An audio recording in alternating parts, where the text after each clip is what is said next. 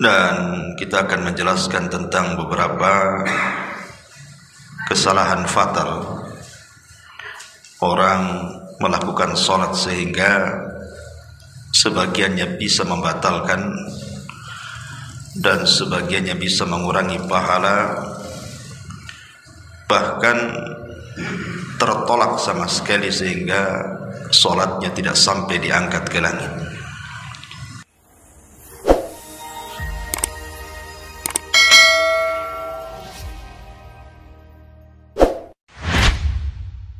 Assalamualaikum warahmatullahi wabarakatuh. Waalaikumsalam. Alhamdulillah wassalatu wassalamu ala rasulillah wa ala alihi wa sahbihi wa mawalah wa la hawla wa la quwata illa billahi wa ba'du. Hadirin dan hadirat yang dimuliakan Allah subhanahu wa ta'ala, alhamdulillah di malam hari ini kembali kita bisa duduk untuk bertalabul ilmi.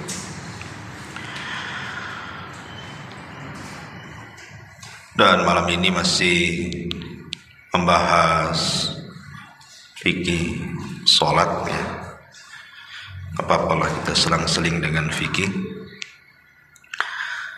Dan kita akan menjelaskan tentang beberapa kesalahan fatal orang melakukan sholat sehingga sebagiannya bisa membatalkan dan sebagiannya bisa mengurangi pahala, bahkan tertolak sama sekali sehingga sholatnya tidak sampai diangkat ke langit.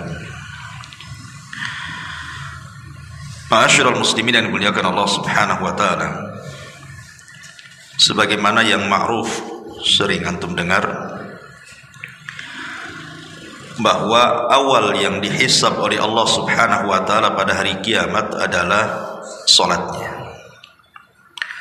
Sebagaimana hadis yang dikeluarkan al-Imam At-Tabrani dalam kitab Al-Awsat dari Abdullah ibn Qarat radhiyallahu anhu,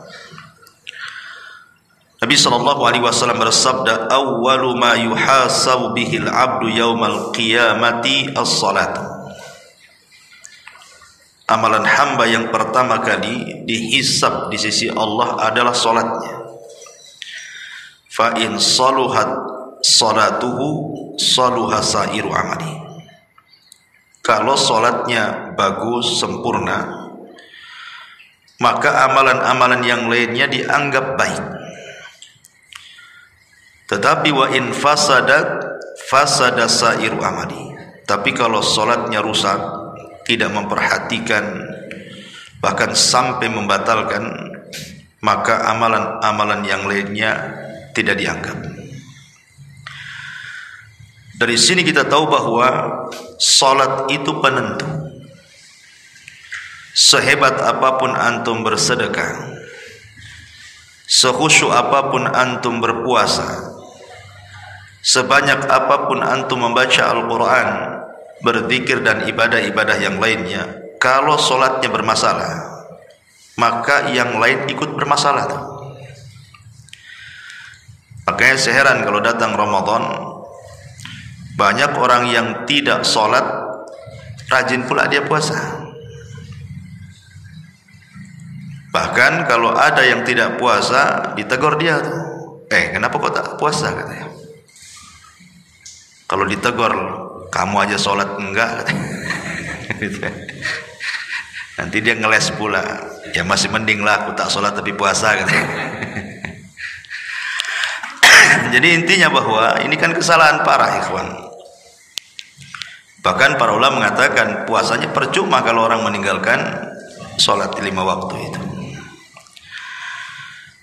Dan yang lebih hebat lagi kalau kita bicara tentang keutamaan sholat, ikhwan, salat itu justru amalan pertama yang akan masuk ke dalam kubur dan akan membela orang yang ada di kubur.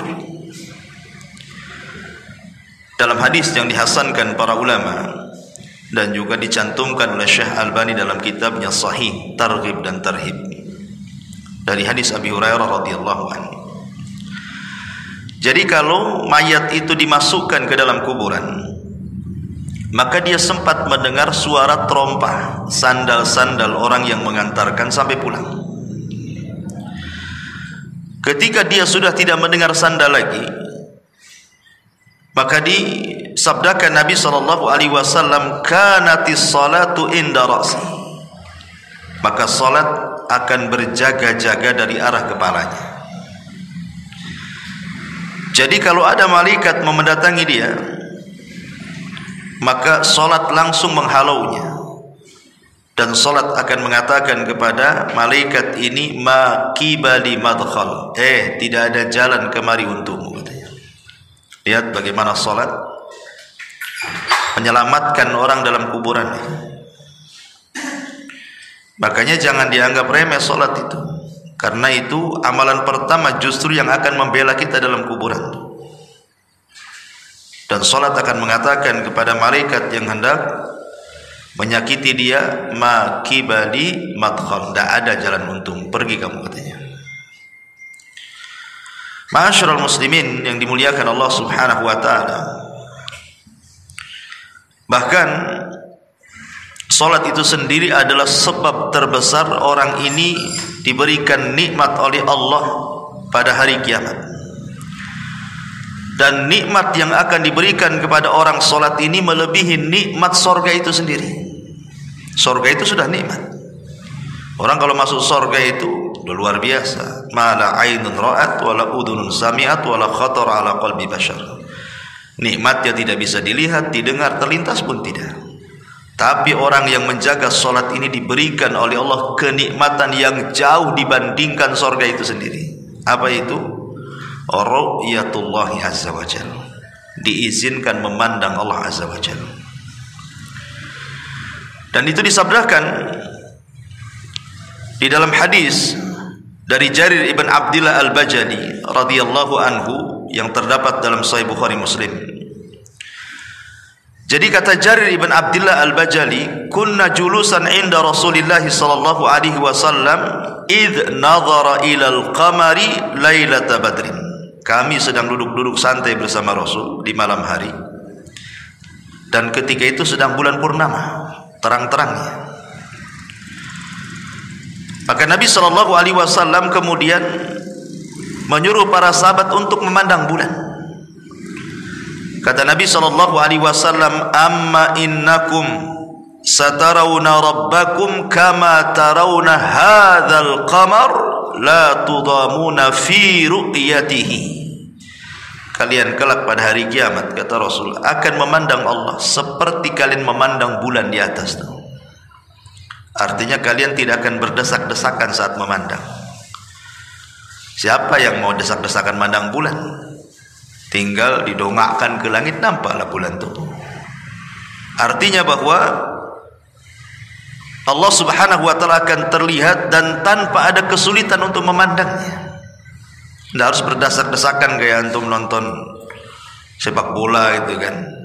Tidak, cukup ke atas kiri nampak Allah. Tapi bukan Allah seperti bulan, bukan. Maksudnya yang disamakan ini melihatnya. Bukan zat Allah sama dengan bulan, tidak. Maksudnya melihat Allah sama dengan melihat bulan. Ya. Kemudian kata Nabi SAW, fa in istata'tum alla tughlabu an salati qabla tulu'i syamsi wa qabla ghurubiha faf'alu, kata Rasul.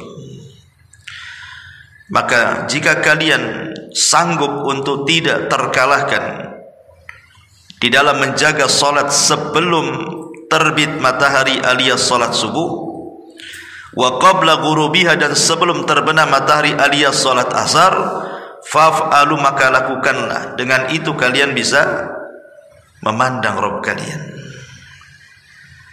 Jadi dari sini kata para ulama ketika memberikan catatan kepada hadis ini, lihat bagaimana salat itu adalah sebab terbesar kita mendapatkan nikmat ru'yatullahi azza wa jalla, bisa memandang Allah. Terutama orang yang menjaga dua salat subuh dan asar.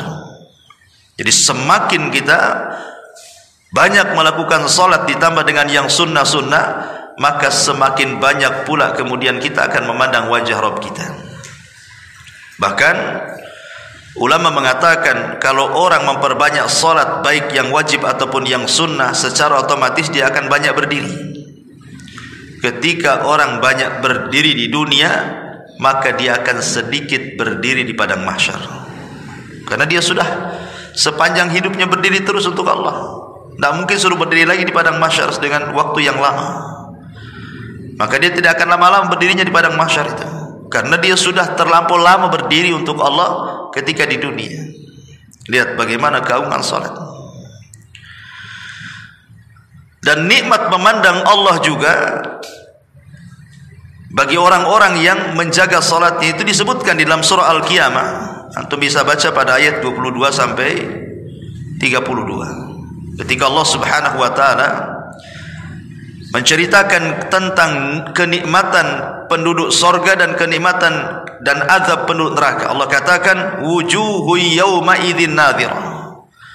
Wajah-wajah orang-orang yang beriman pada hari itu berseri-seri. Kenapa? Ila rabbiha nadhirah. Karena mereka mampu memandang Allah. Tapi di sisi lain Allah mengatakan wa wujuhu yawma idzin basirah. Tapi wajah orang-orang kafir itu mereka bermuka suram. Kenapa? Tadhunnu an yuf'ala biha faqirah. Mereka yakin bahwa akan ditimpakan kepada mereka malapetaka yang besar. Kemudian Allah mengatakan kalla idza balagatit taraq wa qila man raq wa dhanna annahu al-firaq wal tafatis saqu bis-saq ila rabbika yawma idzinil masaq. Di sini syahidnya fala saddaqa wala shalla walakin kadzdzaba wa tawalla. Sekali-kali jangan seperti itu. Apabila nafas telah mendesak sampai di kerongkongan, dikatakan kepadanya siapakah yang dapat meruqyah mengembalikan ruh ke dalam jasadnya, dan dia yakin bahwa sesungguhnya itulah waktu perpisahan dia dengan dunia, sehingga bertautlah betis kiri dan betis kanan kepada Rabb-Nya lah pada hari itu kamu akan dihalau. Kenapa demikian? Karena fala saddaqa wala shalla. Dia tidak pernah membenarkan Allah dan Rasulnya, dan dia tidak pernah solat. Macam mana orang yang tidak pernah solat akan memandang Rabb-Nya? Maka mafhumnya orang yang senantiasa menjaga solat, itulah yang Allah katakan wujuhu yawma idzin nadhira ila rabbiha nadhira. Wajah-wajah orang yang beriman pada hari itu berseri-seri karena mereka memandang Rabb mereka. Lihat bagaimana orang menjaga solat itu diberikan nikmat yang luar biasa melebihi nikmat surga itu sendiri, memandang wajah Allah Subhanahu wa taala. Karena di dunia saja ikhwan, ketika antum salat kemudian antum saat ruku atau saat sujud, disitulah kesalahan kita itu sebenarnya jatuh. Makanya perhatikan antum kalau salat itu ruku dan sujud tuh, karena di situ letak kesalahan kita itu digugurkan. Karena di zaman Abdullah ibn Umar, Ibnu Umar ini melihat ada laki-laki ini ketika sholat berdirinya lama sekali. Tapi ketika ruku sujud cepat, ngebut. Apa kata Ibnu Umar? Fa inni sami'tu an-nabiyya sallallahu alaihi wasallam yaqul. Aku mendengar Rasul bersabda, innal 'abda idza qama yusalli utiya bidhunubihi fawudiat ala ra'sihi aw atikihi fakullama raka'a aw sajada tasaqatat anhu. Kata Rasul, apabila seorang hamba tegak melaksanakan salat, maka dosa-dosanya akan didatangkan semuanya. Di mana? Di arah kepala dan arah bahunya. Maka apabila dia ruku kemudian sujud, maka akan berguguran dosanya, kata Nabi. Makanya kenapa kemudian posisi ruku dan sujud itu sangat menentukan diterima dan tidaknya salat kan? Karena ada hadis yang mengatakan ada orang salat selama 60 tahun gak diterima. Alasannya apa? Karena dia tidak beres ruku dan sujudnya tuh. Justru ketika ruku sujud itulah kesalahan kita hilang. Tasaqatat anhu, berjatuhan kesalahan kita itu. Dalam riwayat yang disahihkan oleh Syekh Nasiruddin Albani dalam kitabnya Sahihul Jami, innal abda idza qama yusalli utiya bidunubihi kulliha fa wudi'at ala ra'sihi wa atikihi fa kullama raka'a sajada tasaqatat anhu. Apabila seseorang berdiri salat, maka semua kesalahannya akan diletakkan di kepala dan bahunya. Apabila dia posisi ruku, maka berjatuhanlah kesalahannya, dan apabila posisi sujud juga sama, menjatuhkan semua kesalahannya. Ibarat orang wudu kan jatuhnya dari tetesan air wudu, kesalahan kita hilang kan. Tapi kalau salat itu justru saat ruku dan sujud. Disitulah waktu yang sangat baik, makanya disuruh tumakninah. Tumanina itu artinya betul-betul ruku ya. Kalau seandainya diletakkan mangkok berisi air di punggungnya itu nggak akan jatuh saking ratanya. Dan ketika sujud juga sama tumanina, sehingga pahanya lurus. Ya kan ada pahanya belok sini kalau terlampau dekat sujudnya, atau kalau terlalu jauh gini kali itu pahanya. Itu ya. Biasa aja lah ya, tidak tengah-tengah. Jangan jauh kali gitu ya. Jangan pula dekat kali. Ya, supaya pahanya itu jejak bahasa kitanya, apa jejak gitu ya, lurus lah kan itu ya. Jadi itu juga penting memperhatikan, karena justru di situ kesalahan kita akan hilang. Makanya dalam sebuah hadis Nabi SAW dari hadis Abi Hurairah radhiyallahu an, Nabi bersabda, "Ara'aitum law anna nahran bi babi ahadikum." Bagaimana pendapat kalian kalau seandainya di depan rumah kalian itu ada sungai jernih bersih sekali, wa yaghtasilu minhu kulla yaumi khamsa marrat, dan di antara kalian setiap hari minimalnya 5 kali mandi di sungai itu, hal yabqa min dharanihi syai'un, adakah daki-daki kotoran-kotoran di badan itu nempel kalau antum mandi sehari 5 kali? Qalu la yabqa min daranihi syai', enggak ada ya Rasul, pasti bersih lah. Antum aja mandi sehari berapa kali? 2 kali kan itu. Ada juga yang 1 minggu tak mandi. Artinya kalau 1 hari lo mandi 3 kali udah bersih badan kita. Ini 5 kali itu, bayangkan apakah masuk angin antum? Tapi kalau antum lakukan 5 kali sehari setiap hari, apa enggak bersih badan itu? Kata Nabi SAW, fadzalikum mithlas salawatil khamsi yamhullahu biha khotoyaya. Itulah sama dengan solat juga.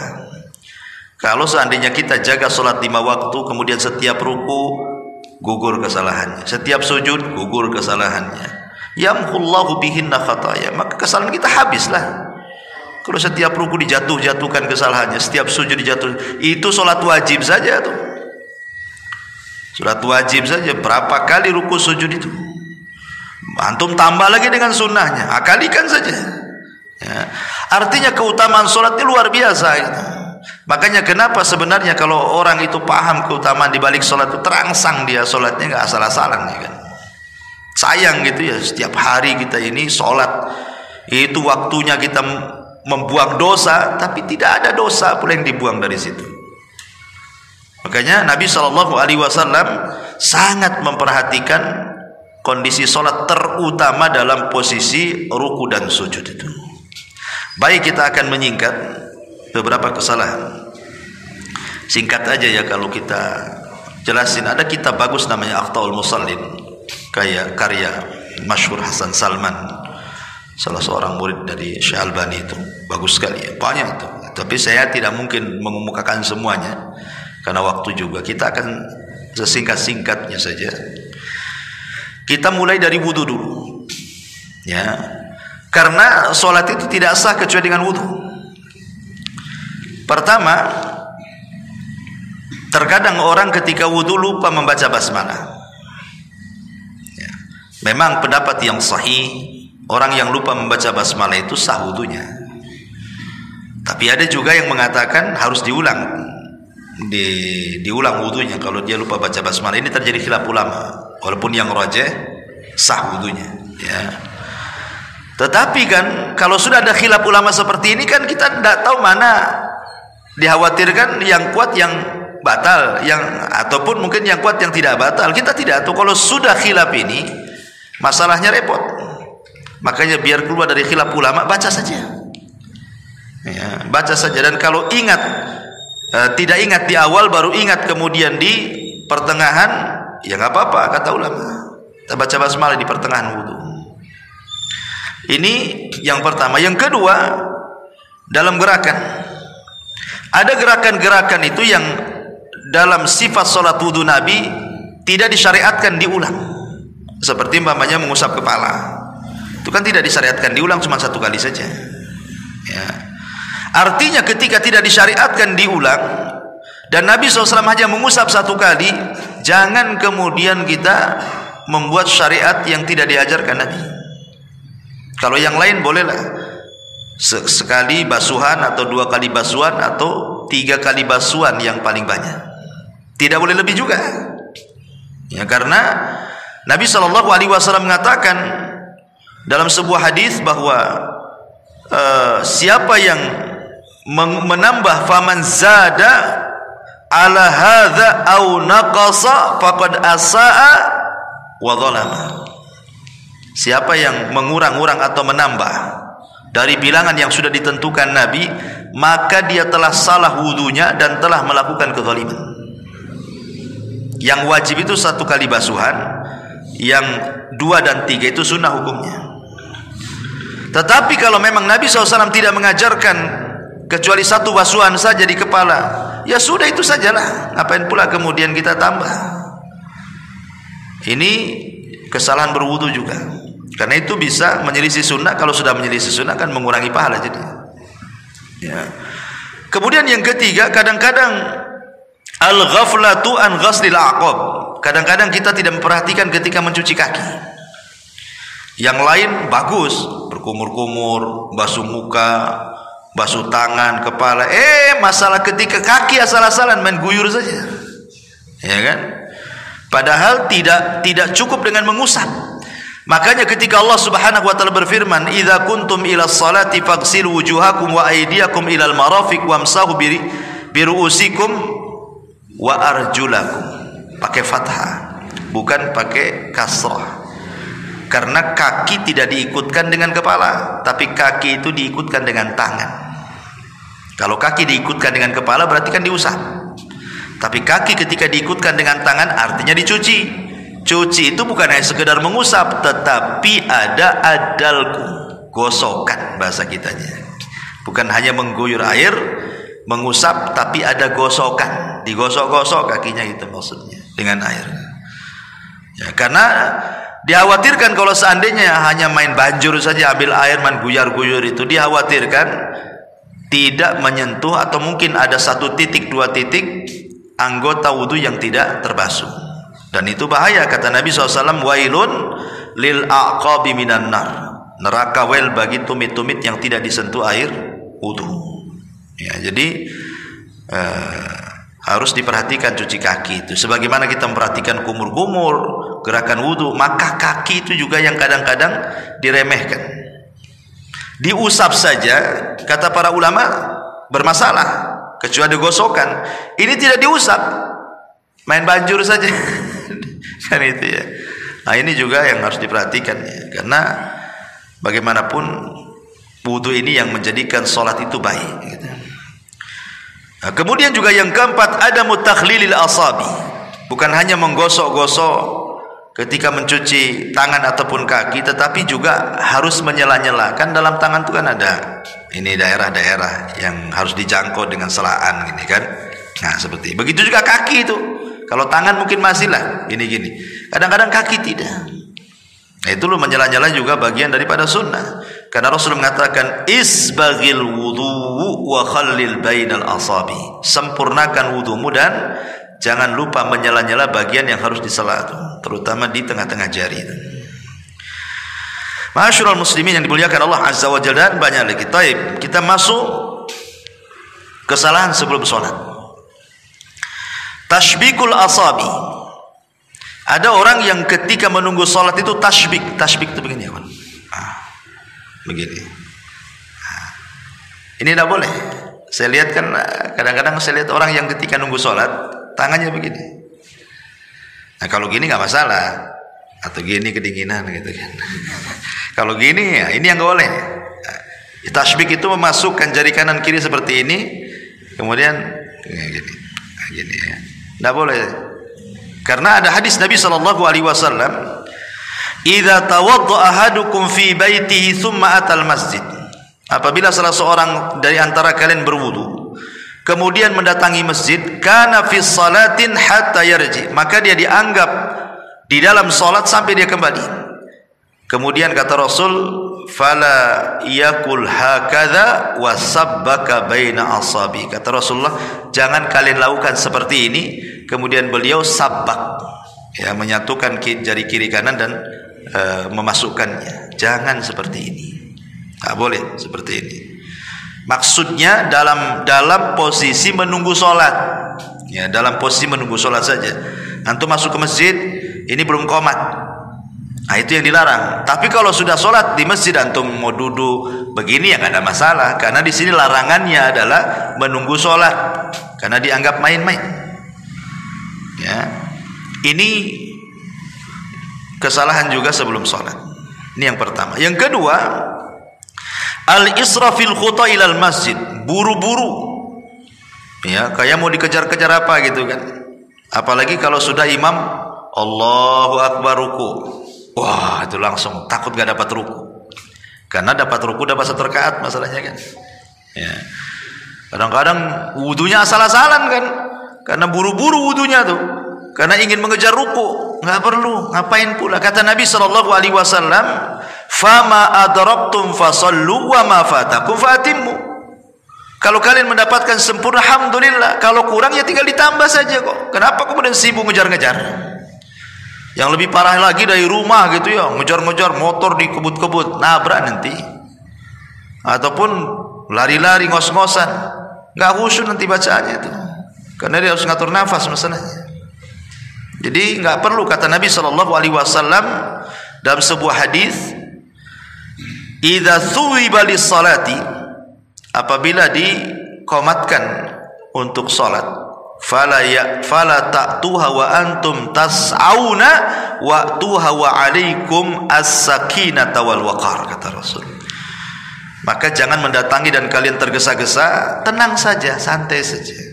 Ya, masuk ke masjid, tidak apa-apa. Apa yang didapati, alhamdulillah. Apa yang kurang, tambah, selesai. Apa masalahnya? Karena setiap gerakan sholat itu dan bacaan itu berpahala, ya kan? Kita tujuan sholat itu apa sih? Nyari pahala, bukan ngejar gerakan. Buat apa ngejar gerakan? Kalau seandainya antum ini umpamanya masbuk, ya, kemudian ikut imam, setiap gerakan dan bacaan itu berpahala. Karena ada orang yang nganggap rugi. Contoh nih, nganggap rugi itu, imam ini lagi tasyahud, kita baru datang, malas sih kita tasyahud. Karena dianggap nggak dapat 1 rakaat kan, ditunggunya dia berdiri, nah, baru takbir Allahu Akbar. Anda ini cari gerakan, cari pahala, langsung Allahu Akbar takbiratul ihram, ikut tasyahud, itu sudah dapat pahala walaupun tidak dapat rakaat, tapi kan kita dapat pahala di situ. Karena setiap gerakan dan bacaan dalam sholat itu ada pahalanya sendiri tuh. Sayanglah kalau seandainya kita luput dari pahala tuh. Karena kita diperintahkan untuk mubadarah, bersegera mengikuti imam. Nah, ini juga kesalahan adalah ketika israfil khuta, bersegera melangkah ke masjid. Ya. Tetapi juga jangan kemudian kita berleha-leha. Ya. Jangan berleha-leha itu maksudnya meremehkan gitu ya. Setiap hari lah tuh masbuk gitu. Udah masbuk ditelat-telatin lagi. Taib. Kemudian juga yang ketiga adalah at-tanafful inda iqamatis shalah.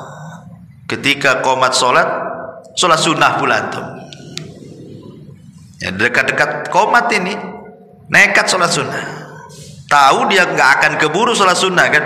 Kalau sudah tahu jarak ke qomat itu sedikit, jangan sholat sunnah. Kecuali kalau masih lama, baru adzan kan masih lama. Ya, tapi kalau sudah nampak, apalagi kan sekarang di masjid-masjid itu kan ada itunya ya, kayak layarnya kan, jam sekian masuk, nanti bunyi itu tut gitu kan. Nah, udah nampak nih, nah, ini tinggal 2 detik, mana bisa saya. Karena yang sudah sholat sunnah saja kalau didengarkan qomat batal kan gitu, dibatalkan, bukan batal sholatnya, dibatalkan.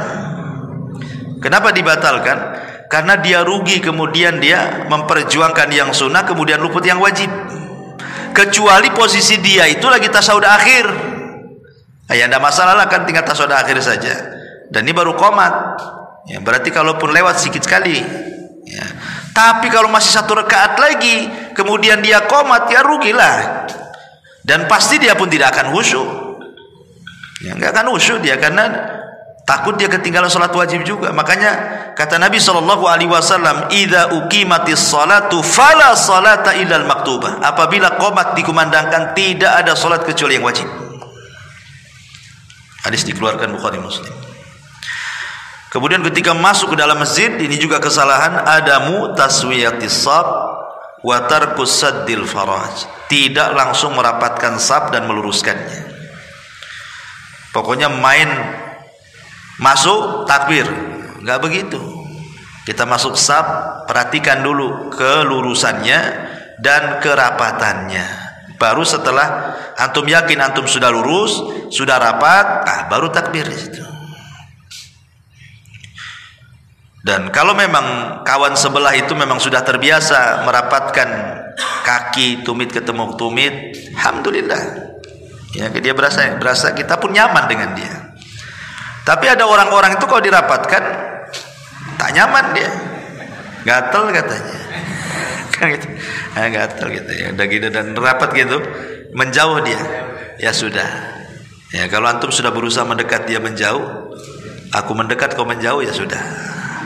Ya, karena masalahnya ada dua kemadharatan. Satu madharat kepada yang menjauh, kakinya semakin rapat, kita pula semakin ngangkang. Kan gitu kan masalah kan.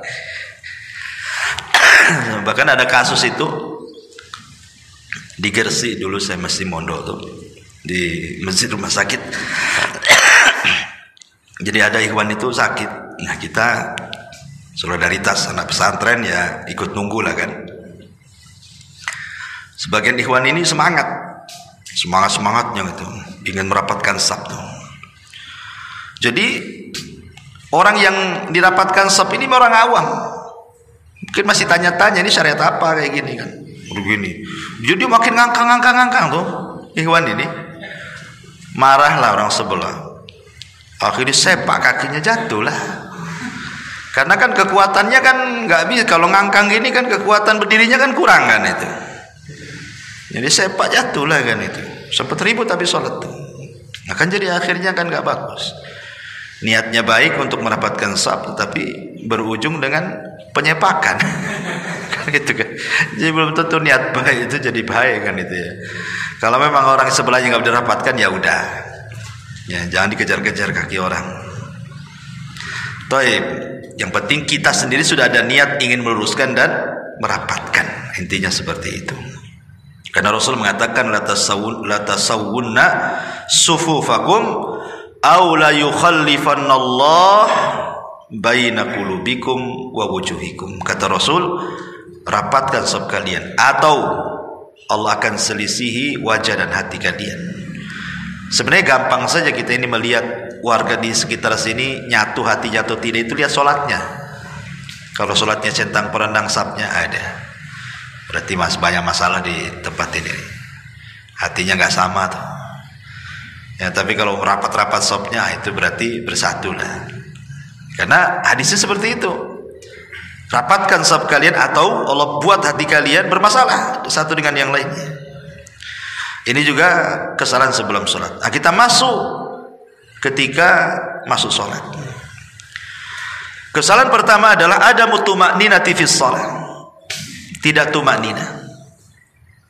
Tidak tuma'nina seperti tidak meluruskan sewaktu ruku dan tidak tuma'nina meluruskan sewaktu sujud. Nabi SAW beliau bersabda kepada orang yang tidak tumanina ketika ruku dan sujudnya, kata Rasul, irji fasalli fa innaka lam tusalli. Ulangi salatmu, kau belum dianggap salat. Sampai 3 kali Rasul, ulangi salatmu, kau belum salat. Jadi sahabat ini mengatakan, ya Rasul, saya tidak bisa melakukan yang lebih baik daripada ini, katanya. Karena sudah 3 kali diulang. Maka Nabi memberitahu kesalahannya apa. Kata Nabi SAW, "Idza kumta ila sholati fakabbir, thumma qra' ma tayassara ma'aka minal Qur'an." Apabila engkau menuju salat, bertakbir, kemudian baca yang mudah untukmu, jangan yang sulit-sulit dibaca. Makanya sebagian para ulama mengatakan makruh hukumnya salat wajib melihat mushaf, karena di masjid itu taruh mushaf kan, ya. Itu tidak disyariatkan kalau salat wajib. Kalau salat sunnah nggak apa-apa. Salat malam antum ingin 30 juz baca Quran, nggak masalah, ya. Tapi kalau salat wajib jangan, karena di sini Rasul mengatakan apa? Summa qra' ma tayassara minal Quran, baca yang mudah. Kalau Al-Baqarah tidak hafal, Al-Fil, ya. Kalau surah sapi betina tak hafal, surah gajah aja lah. Kan Al-Baqarah panjang, Al-Fil kan cuma sejengkal aja, ya. Ya, karena kita disuruh yang mudah saja, jangan takalluf. Kita sedang sholat wajib masalahnya. Kalau sholat sunnah nggak apa-apa, pegang Quran duduk aja boleh, kita sholat sunnah itu. Kalau sholat wajib kalau bisa jangan takalluf, jangan membebani diri. Summarka hatta tatma'inna rakian. Kemudian ruku sampai tumakninah rukunya. Summarfa hatta ta'tadila qa'iman. Kemudian beritidallah sampai betul-betul sempurna berdirinya. Summasjud hatta tatma'inna sajidan. Kemudian sujud sampai tumakninah dalam sujudnya. Summarfa hatta tatma'inna jalisan. Kemudian duduklah di antara 2 sujud sampai kau tumakninah. Summasjud, kemudian sujud kembali hatta tatma'inna sajidan. Summaf'al dzalika fi salatika kulliha. Kemudian sujud sampai tumakninah, lakukan seperti itu dalam semua salatmu. Artinya jangan meremehkan soal tumakninah dalam sholat, karena tadi sewaktu kita ruku disitulah letak kesalahan kita gugur, sewaktu kita sujud disitulah letak kesalahan kita gugur. Maka kalau bisa rukunya tumakninah agak panjang, jangan cepat-cepat kan itu. Kemudian sujudnya juga sama. Makanya saya nggak kebayang tuh orang yang taraweh 7 menit ya, 7 menit 23 rakaat kan. Cemana dia akan tumakninah? Nggak bisa. Oh, dolin katanya. Kok langsung dolinnya saja kan? Kapan mulainya itu? Alhamdulillahnya kok langsung dolin. Ya. Jadi kadang-kadang seperti itu. Jadi nggak boleh dalam Islam itu terlalu cepat seperti itu.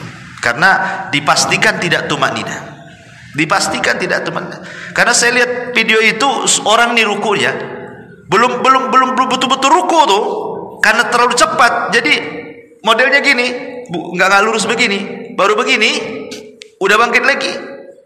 Ya, dari segi gerakan tumakninahnya saja bermasalah. Gimana dengan bacaannya coba? Ya, makanya yang seperti ini, kalau antum melihat imam seperti ini, mufaraqah saja, keluar, baguslah sendiri. Kalau membahayakan sholat kita. Ya. Ini juga yang pertama. Yang kedua, al-julus ma'al qudrati 'alal qiyam. Berdiri, duduk padahal dia sanggup berdiri. Kalau kita sanggup berdiri dalam sholat wajib, berdiri. Umpamanya antum habis kesandung, agak sakit lah kaki itu, tapi masih bisa berdiri. Ya, nggak ada alasan kalau masih bisa berdiri jangan duduk. Kecuali kalau dengan berdiri antum tidak tahan sakit gitu kan. Ya orang punya asam urat itu kalau berdiri memang sakit tuh, ya kan? Kayaknya dicucuk-cucuk gitu ya. Ah itu nggak masalah dulu kan, karena memang berdiri memadaratkan kan. Sebab kalau tetap berdiri dengan menahan sakit nggak akan khusyuk kan gitu dia bacaannya kan. Tapi kalau dia sanggup berdiri jangan duduk, karena berdiri dalam sholat wajib itu rukun. Kalau dia sanggup berdiri kemudian duduk batal sholatnya, karena meninggalkan rukun masalahnya. Lain kalau sholat sunnah boleh. Nabi SAW ketika di masa tuanya beliau sholat sunnah duduk. Tetapi Rasul memberikan arahan kepada kita, ketika kita sholat sunnah, pemain sholat malam antum sambil duduk, pahala orang yang sholat sunnah sambil duduk padahal dia bisa berdiri dapat separuh daripada sholat yang berdiri. Jadi pahalanya separuh. Ya. Taib. Kemudian juga kesalahan yang lainnya, yang nomor 3, musabaqatul imam. Dia Imam belum bergerak sudah gerak dia. Ya, jangan sampai kemudian mendahului imam. Jangan bicara mendahului, gerakan sama saja tidak boleh. Apalagi sampai mendahului. Yang imam itu antum atau imam jadinya kan? Kan imam dijadikan itu untuk diikuti. Biarkan imam ruku dulu baru kita ruku. Enggak, imam belum ruku dia ruku. Seolah-olah dia yang jadi imam ikut dia kan? Gimana ceritanya? Maka Nabi SAW sangat melarang. Kata Nabi SAW, amma yakhsha ahadukum idha rafa'a ra'sahu qabla al-imam an yaj'alallahu ra'sahu ra'sa himarin aw yaj'alallahu suratahu surata himarin. Tidakkah takut salah seorang di antara kalian mengangkat kepala sebelum imam, Allah jadikan kepalanya seperti keledai atau bentuk kepalanya seperti bentuk keledai. Di zaman Imam Ibnu Hazm rahimahullah ta'ala ada cerita. Jadi ada yang mutakabbir, orang sombong. Dia nggak yakin dengan hadis ini. Masa sih kalau orang mendahului imam nanti kepalanya jadi keledai katanya. Jadi dia mau nyoba. Ya, betul-betul mau nyoba dia. Akhirnya dicoba sama dia. Sebelum imam mengangkat, tiba-tiba kemudian dia mengangkat kepala sebelum imam. Subhanallah, Allah berikan keajaiban, langsung Allah adab seketika, kepalanya jadi keledai. Itu di zaman Imam Ibnu Hazm. Imam Ibnu Hazm itu imam dari Cordova sana, Maroko, ya, Andalus zaman dulu. Kitabnya namanya Muhalla, yang kata Ibnu Taimiyah tidak lengkap kalau perpustakaan tidak ada kitabnya Imam Ibnu Hazm. Nah, di zaman Ibnu Hazm itu peristiwanya nih. Dari sini berarti betullah apa yang disabdakan Nabi SAW bahwa di antara umat ini, maksudnya umat Islam di akhir zaman itu akan terjadi apa? Khasfun wa qadfun wa maskhun, kata Rasul. Akan terjadi kepada umat akhir zaman itu khasfun. Khasfun itu kalau dilihat ke langit gerhana, tapi kalau lihat ke bumi berarti gempa. Berarti akan banyak gempa, kata Rasul. Dan banyak gerhana. Memang gerhana tiap tahun. Di zaman dulu gerhana jarang-jarang, tiap tahun ada gerhana. Gempa pun hampir ada di mana-mana. Barusan gempa di Maroko kan. Kemudian qadfun, hujan batu. Ya. Kemudian mashun, dirobahnya manusia. Ada sebagian mengatakan maksudnya dirobah tabiatnya dari tabiat manusia jadi tabiat binatang. Makanya banyak orang-orang itu kelakuannya kayak binatang tuh. Bukan kayak manusia. Kadang-kadang binatangnya nggak melakukannya, dia pula melakukan.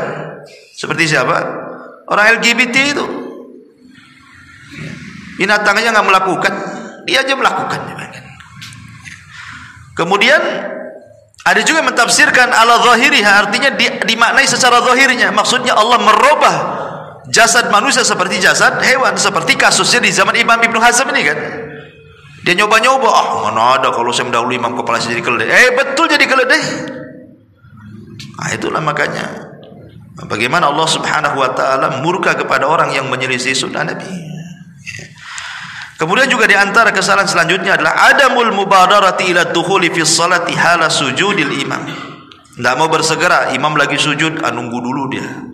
Imam lagi tasyahud, nunggu dulu. Pokoknya dia maunya ketika imam berdiri mau ikut dia. Kalau selain posisi berdiri atau rukuk nggak mau ikut dia. Ini juga kesalahan. Karena imam dijadikan untuk diikuti, sudah saya jelaskan tadi. Bahkan ada hadis Nabi mengatakan, idza ji'tum ila sholati wa nahnu sujudun fasjudu wala ta'udduha syai'an. Apa kata Rasul? Kalau datang kalian dan kami sedang sujud, bersegera ikut gerakan, kata Rasul. Hadis dikeluarkan Nabi Daud. Kemudian juga kesalahan berikutnya, tarku raf'il yadaini fi mawadi'ir raf'i. Tidak mengangkat tangan di waktu-waktu ketika mengangkat tangan. Kapan mengangkat tangan? 4 tempat. 1, taat takbiratul ihram. Allahu akbar. Ngangkat tangan itu bukan takbiratul ihram. Takbiratul itu ucapan Allahu akbar, itu takbiratul ihram. Ya, kalau ngangkat tangan ya ngangkat tangan. Ya, ini 1. Ya. Kemudian yang kedua, indah ruku, ketika hendak ruku, ngangkat lagi Allahu akbar ruku. Ya, ini kedua. Kemudian yang ketiga, indah raf'i minhu, ketika bangkit dari ruku, angkat tangan lagi Allahu akbar. Ya. Kemudian yang terakhir, wa inda raf'i minat tasyahhudil awal. Dan ketika bangkit dari tasyahud awal, Allahu akbar. Berarti ngangkat tangan 4 tempat nih. Ya, takbiratul ihram, Allahu akbar. Saat ruku, Allahu akbar. Bangkit dari ruku, Allahu akbar. Kemudian setelah tasyahud awal, bangkit ke rakaat berikutnya, angkat tangan lagi. Ya.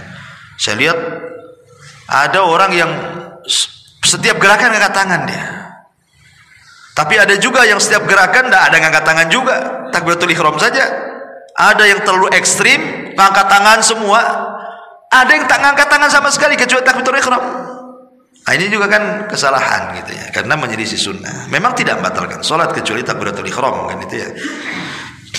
Nah, tapi kan mengurangi pahala, karena bagaimanapun melaksanakan sunnah itu penting dalam salat kan. Kemudian juga kesalahan yang lain adalah adamus sujud alal a'dha'i sab'ah. Dia tidak sujud di atas 7 anggota sujud. 7 anggota sujud itu maksudnya 2 telapak tangan, 2 sudah dihitung 2, 1 2 kan itu. Kemudian 2 lutut berarti 4. Kemudian 2 ujung jari-jari kaki berarti 6 ya. Kemudian dahi dan hidung 7. Ini harus nempel di bumi ini. Saya lihat pernah ada orang sujud kakinya ngangkat ke atas. Pernah tuh lihat orang lihat sujud kakinya ngangkat tuh. Nah, kakinya nancep. Atau hanya dahinya, hidungnya nggak kena. Nah, makanya dahi dengan hidung itu satu paket itu. Kalau sampai ada di 7 anggota sujud tidak nempel di bumi, tidak sah sujudnya. Karena Nabi SAW yang mengatakan dalam sebuah hadis, ya, idza sajada amkana anfahu wa jabhatahu, apabila kalian sujud benamkan hidung dan dahimu, ya. Wa nahayadaihi an jambaihi, jauhkan lambung dari sikut. Jangan gini, enggak ada perbedaan sujud laki-laki dan perempuan itu. Karena ada yang bertanya, Ustaz, katanya kalau perempuan itu dirapatkan, kalau laki-laki direnggangkan. Enggak ada, sama semuanya. Bahkan kalau anak-anak kambing masuk dia. Tapi kalau untuk sholat jamaah rapat sapnya ya jangan dibentang-bentang gini ya, kasihan dong sebelah kan itu.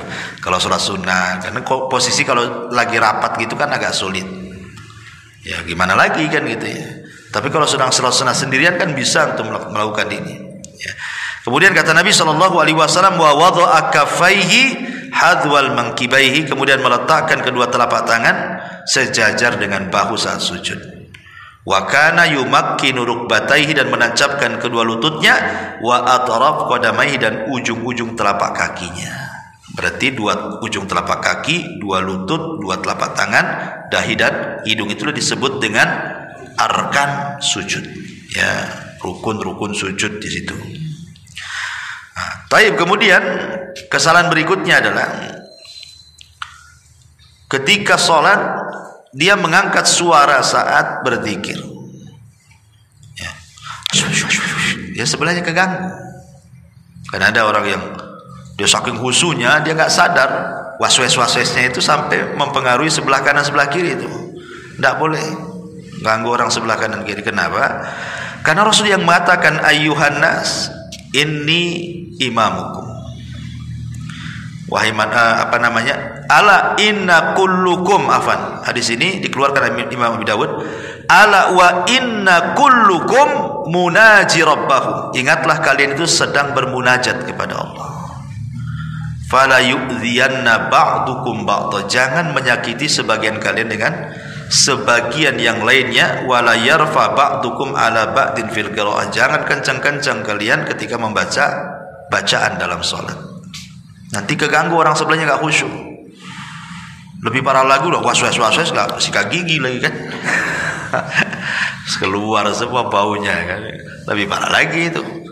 Ya, jangan ganggu ya. Ingat, makanya ketika Rasul mengatakan, ditanya sahabat Rasul, apakah Tuhan kami ini jauh sehingga kita harus manggil-manggil? Ataukah Tuhan kita ini dekat sehingga harus berbisik-bisik? Ya. Maka turunlah ayat wa idza sa'alaka ibadi anni fa inni qarib ujibu da'watad da'i idza da'an falyastajibu li wal yu'minu bil alam biarsyud. Apabila mereka bertanya soal keberadaanku, kata Allah, katakan ya Muhammad, aku dekat. Berarti tidak perlu teriak-teriak doa itu. Ya, karena Allah itu dekat. Ya, cukup dengan suara lirih saja Allah tahu. Kemudian juga kesalahan yang lain, qiyamul masbuk qabla taslimil imam at-taslimat tsaniyah. Ada orang masbuk ini kadang-kadang imam baru salam ke kanan, Allahu Akbar, udah berdiri dia. Ya, tunggulah imam ini selesaikan salamnya. Assalamualaikum. Assalamualaikum. Baru berdiri. Ya. Ini enggak. Makanya kata Imam Syafi'i rahimahullahu taala, "Wa man sabaqahul imamu bi syai'in minas salati lam yakum liqada'i ma 'alaihi illa ba'da faraghil imami minat taslimataini," kata Imam Syafi'i. Orang yang telat masbuk datang, ketika hendak menyempurnakan sholat rakaat keberikutnya, jangan bergerak sampai sempurna 2 salam imam. Sempurnakan 2 assalamualaikum. Assalamualaikum. Baru kita berdiri yang masbuk tuh. Ya. Mau kemana juga tuh buru-buru. Taib. Kemudian juga yang selanjutnya adalah at-tahawun fil qiyam bastu adh-dhira'aini fi sujud. Bastu dhira'aini fi sujud. Dia tidak mengangkat sikut saat sujud, malah merebahkan tangan. Jadi harusnya kan sikutnya diangkat. Ini direbahkan begini. Kan ada orang yang begini kan, direbahkan. Harusnya kan diangkat begini, bukan direbahkan. Karena itu gaya anjing masalahnya. Itu anjing duduk, ya. Kata Nabi SAW, "Idza sajadta fadha kaffaika warfa mirfaqaika." Kalau sujud, letakkan kedua telapak tanganmu, jauhkan kedua sikutmu. Karena Nabi mengatakan, "I'tadilu fis sujud wa la yabsutu ahadukum dira'aihi imbisatal kalbi." Di sini ada larangan. Tidak boleh salah seorang kalian ketika sujud itu seperti duduknya anjing. Berarti harus dijauhkan dari lambung. Ya. Kemudian yang berikutnya, kasratul iltifat wa ra'ful basari ila sama.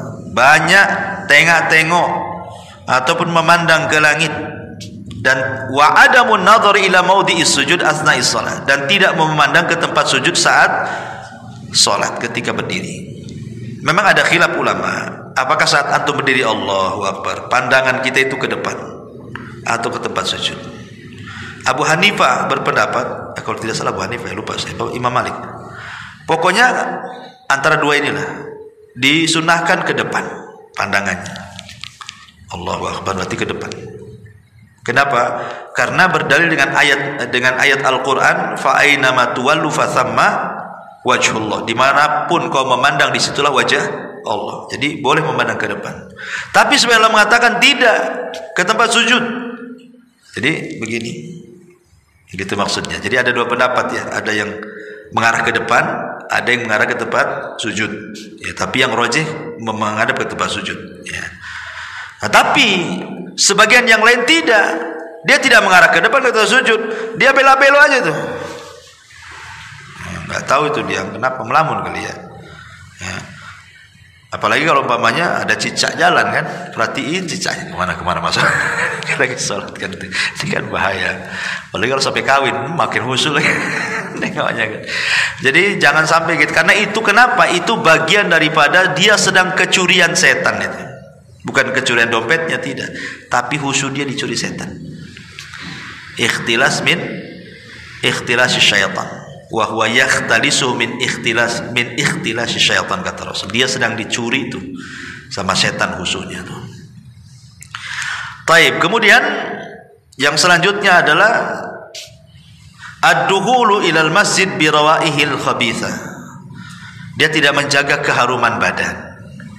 Ya, harusnya ya kalau sholat itu, kalau sholat sendiri nggak apa-apa, tapi kalau sholat jamaah ya kalau bisa agak harum lah pakaian itu. Ya, udah maaf ketiaknya bau gitu kan, udah nggak pakai parfum, yang sebelahnya itu udah menikmati betul. Karena masalah jadinya, kawan.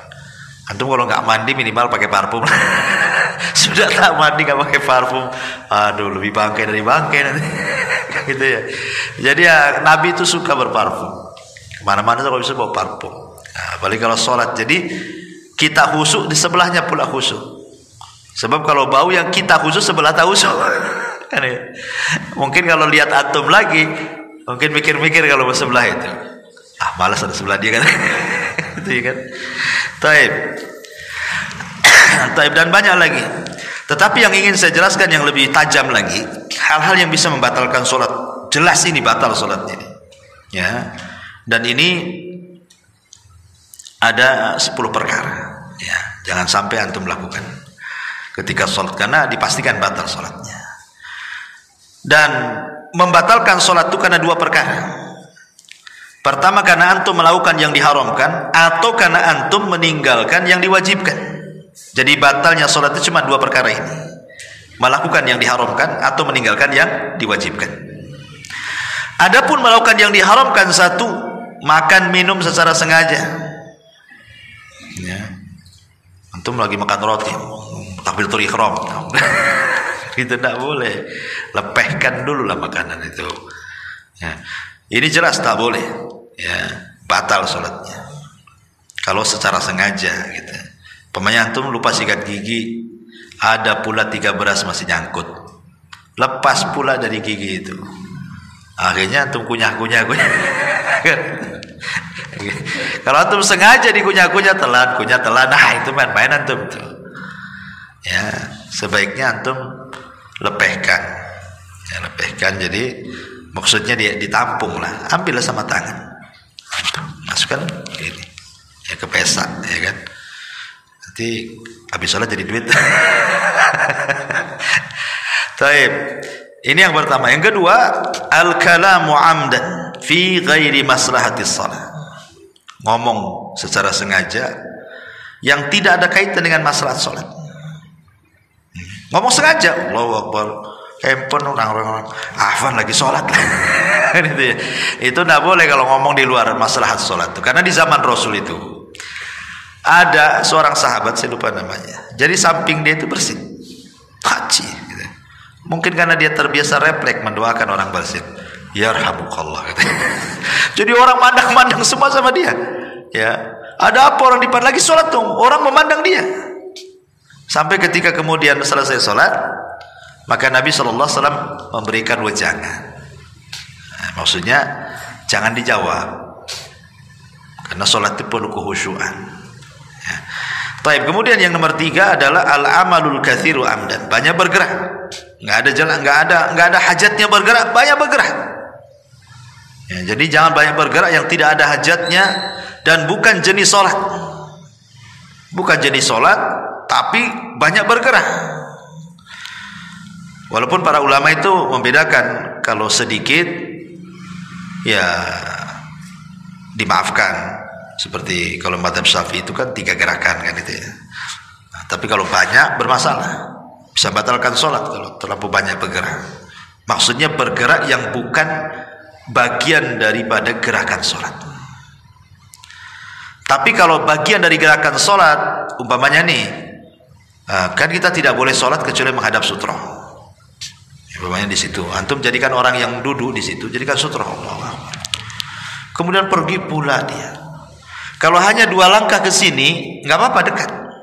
Tapi kalau antum jadikan sutra di situ, pergi dia, antum jalan sampai sini, jalan-jalan itu namanya. Nggak usah.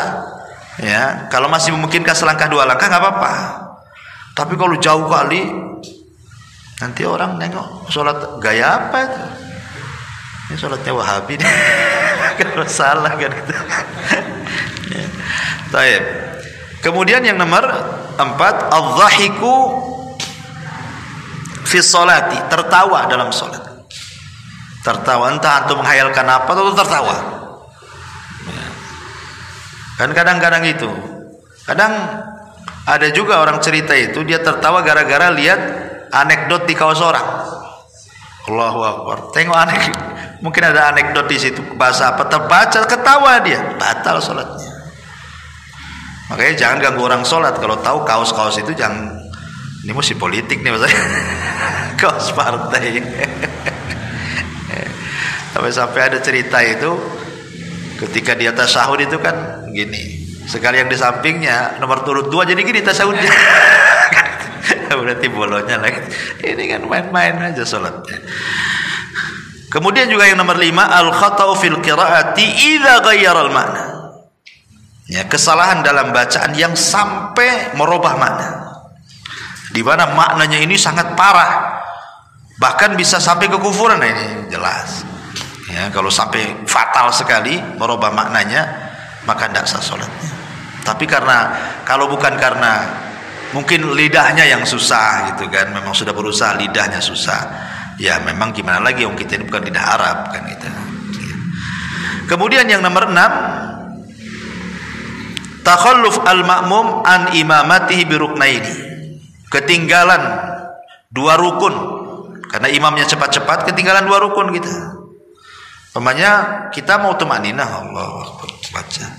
Imam ruku kita belum selesai bacaan, masih baca saja. Imam i'tidal kita pula baru ruku, berarti 2 lewat tuh, batal sholatnya. Jangan kelewat 2 rukun. Kalau imam ruku segera ruku lah, jangan nunggu dia i'tidal. Nah, ini batal sholatnya. Nah, kemudian yang nomor 7, ma'abtalat tahara kal hadathi wa aqlillah milibil. Antum habis wudu makan daging unta. Kan daging unta pendapat yang kuat batal wudunya. Kalau daging kambing nggak masalah. Ya. Jadi waktu sholat Allahu Akbar. Oh iya tadi saya baru makan sate unta. Batalkan sholatnya. Ya, karena dia belum tajdid wudu, belum pada baru wudu kan gitu. Karena kalau terus dilakukan, berarti antum sholat tanpa wudu namanya. Kan batal wudunya dengan makan daging unta gitu ya. Atau antum yakin bahwa antum kentut, memang tak ada ledakan, dan juga tak ada bau pula gitu kan, sehingga antum nyantai aja. Kan nggak nampak juga sama orang. Sayang tinggal lagi tasada akhir lagi, aduh katanya. Tinggal sedikit lagi pula cus gitu keluar, ya batal. Nggak masalah diulang kan pahala juga gitu. Kenapa sayang? Kemudian juga yang nomor 8, kashful aurati amdan, membuka aurat secara sengaja. Kalau tidak sengaja nggak apa-apa. Contoh antum pakai sarung, ya lupa nggak pakai celana dalam, waktu sholat Allah melorot. Ya tapi kan maksudnya sholat sendiri bukan di masjid, bahaya kalau di masjid. Nah itu kan nggak sengaja kan, karena mungkin kurang kencang, maka langsung diambil pasang, itu nggak membatalkan sholat. Ya karena tidak sengaja kan, dia melorot jatuh, langsung diambil lagi. Nah begitu maksudnya. Tapi kalau sengaja nggak boleh, ya batal sholatnya. Kemudian yang nomor 9 adalah al-inhiraful katsir an jihatil kiblat. Serongnya dari kiblat terlalu jauh. Kayak dulu kasus di masjid mana itu, dia bukan ngadap ke Mekah, ngadap ke Singapura. Gitu. Wah, aneh ini katanya, orang ngadap ke Mekah, ini ngadap ke Singapura. Ini udah parah kan itu ya. Jadi kalau sikit ya nggak apa-apa. Kalau umpamanya antum mereng sikit dari kiblat nggak apa-apa, karena kita nggak mungkin narik benang dari Ka'bah ke sini kan. Kalau kita pasang benang di tali ya betul-betul lurus kan ya. Tapi kan kita nggak narik benang, sehingga kita bisa lah kira-kira. Kalau menceng-menceng sedikit nggak apa-apa. Tapi kalau parah gitu ya, apalagi sampai 180 derajat, itu sama dengan membelakangi. Nah, itu ya batal sholatnya. Kecuali kalau sholat sunnah. Kalau sholat sunnah menghadap kemana saja nggak masalah. Ketika di kendaraan maksudnya ya. Tapi kalau sholat wajib tetap. Makanya kenapa dalam ketentuan syariat itu sholat wajib tidak boleh dilakukan di atas kendaraan. Rasul tidak pernah melakukan sholat wajib di atas kendaraan. Nah, ketika Syekh Utsaimin ditanya bagaimana hari ini di pesawat, kalau turun nggak mungkin kan itu, maka dibolehkan inda darurah, dalam kondisi darurat. Jadi sholat wajib di atas pesawat itu boleh karena darurat. Tapi kalau tidak darurat, masih bisa lah. Kan turun pesawat ini jam 4:30, berarti ke maghrib masih lama, bisa lah, nggak usah sholat asar di atas pesawat. Turun karena masih ada waktu untuk sholat asar. Tapi ini turun jam 7 nih, ada mungkin juga sholat asar dijamah dengan maghrib. Terpaksalah kemudian di atas pesawat. Kemudian juga yang nomor 10 di sini, wujudun najasati ala badani wa thiyabihi. Ada najis pula di badan kita, di pakaian kita. Mungkin waktu antum gendong anak antum kencing, antum tak tahu kan gitu ya. Pas sholat kalau kok pesing nih, nah, baru ingat, oh iya anak saya tadi kencing, batal sholatnya. Ya, karena dia tahu ada kencing anaknya di situ kan. Ya, atau saya tambah umpamanya dia salam sebelum selesai membaca bacaan, main salam duluan. Mungkin mau buru-buru mau pusal kali ya. Jadi baru baca syahadat, belum sholawat udah main salam tuh. Nah, selesaikan dulu bacaan-bacaan itu, kemudian salam. Kalau memang pemanya yang sunnah-sunnah nggak dikerjakan ya nggak apa-apa. Seperti berlindung dari 4 perlindungan kan sunnah saja dibaca. Allahumma inni a'udzubika min adzabi jahannam wa min adzabil qabri wa min fitnatil mahya wal mamat wa min fitnati syarri masiihid dajjal. Itu kan sunnah saja dibaca. Kalau itu nggak dibaca nggak apa-apa. Tapi kalau tahiyat, syahadat, sholawat itu harus dibaca. Ya, nggak boleh tinggal gitu ya. Ini karena bisa membatalkan sholat nantinya. Nah ini diantara sebagian, sebenarnya ini sebagian karena juga waktu ya. Ya mudah-mudahan bisa dipahami. Kita tutup sampai di sini. Subhanaka bihamdika, asyhadu an la ilaha illa anta.